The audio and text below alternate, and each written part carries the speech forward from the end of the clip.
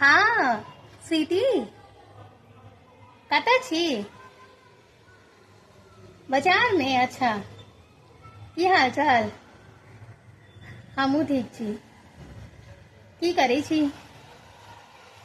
कथी के शॉपिंग चलै छै? अच्छा, रक्षाबंधन के। हाँ, बात तो सही छै।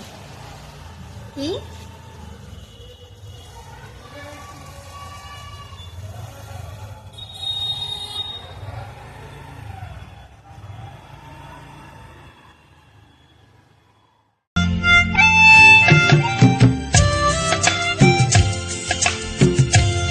हाँ हाँ दीपा, की हाल चाल? हम तो बढ़िया छी। अरे मार्केट में छी तै आवाज हुई छो। हाँ हाँ, वो राखी के शॉपिंग करे लाए छी। हाँ, वो एक्चुअली तोड़ा तो नहीं पता है तो ना, राखी तोर तो भैया नहीं छतुन ना, मतलब हमें वो मतलब नहीं छला, मतलब तोर तो बहिने सब छो ना, भाई नहीं छो। हाँ, नया कपड़ा लेवा एलू हैं, भैया आवे छथिन तो उनके पसंद के खाना बनाएब।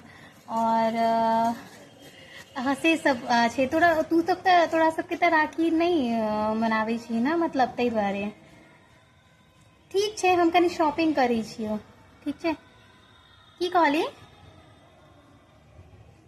हाँ स्वीटी, ठीक कहै छी, हमर भाई नहीं छथिन। लेकिन याद छो, तू याद कही एक बार तोरा सासुर में बहुत झगड़ा भेल रहो, तू अपन भैया के फोन केने रही और वो नहीं आ पायल रहथुन और तोरा असगरे सबटा ठीक करऽ पड़ रहल रहो। याद छो? हाँ, तो हमर कह के मतलब ई छलै जे तोरा इहो याद हेतौ, हिनका एक बजे कोरोना भेल रहन और ओई टाइम पे हमर बहिने जे छै सब मिल कऽ एम्बुलेंस बुक केने रहे आ तहन हम उनका इलाज करावऽ लए लऽ गेल रही। ओकरे सबके वजह से जे छै आई हमरा साथे छै। और अतबे नहीं, तोरा पता छौ, हर रक्षाबंधन पर हमर बहिन सब हमरा ले बहुत नीक नीक गिफ्ट भेजै छै और संग में राखियो भेजैया। और ई बात पता छौ, हमर बहिन सब हमेशा प्रॉमिस केलक जे हर कदम पर हमर साथ देत। हाँ हाँ, हमरा भाई नहीं है ना, तो वो हमरा कहलक दीदी तोहर हर कदम पर हम सब साथ देबो, तोरा कहियो भाई के कमी महसूस नहीं हेतौ। और हमहूँ अपना दिस से कोशिश करै छियै जे हमर बहिन सबके कमी महसूस नहीं है। लेक्चर एहि दुआरे देलियो जे भाई और बहिन में अंतर सिर्फ एतबे छै, भाई वह छै जे साथ दिए, नहीं तो फिर भाई की और बहन की जो मुसीबत में साथे नहीं दिया। हमरा लेल ना हमर भाई सब सबसे बड़का इम्पोर्टेंट हमर बहिन है जो हमर हर कदम पर हमरा साथ दैया। बुझली? ठीक है, तू शॉपिंग कर, तो टाइम हम लो ले लियो। बाय।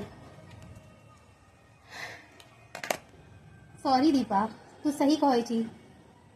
हमरा याद एखनो जे कोरोना में तोर बहिन सब तोर कते साथ देने हुए, दिन रात एक कऽ देलखुन जिया जी के बचावऽ लेल।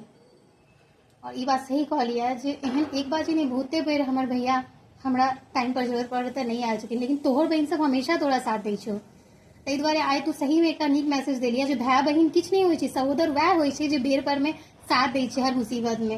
हैप्पी रक्षाबंधन। सही में हम कते गलत कहलिए दीपा, हमरा अखनो याद है ओकर बहिन सब हजारों करोड़ों में एक छै और हमेशा ओकर साथ दै छै।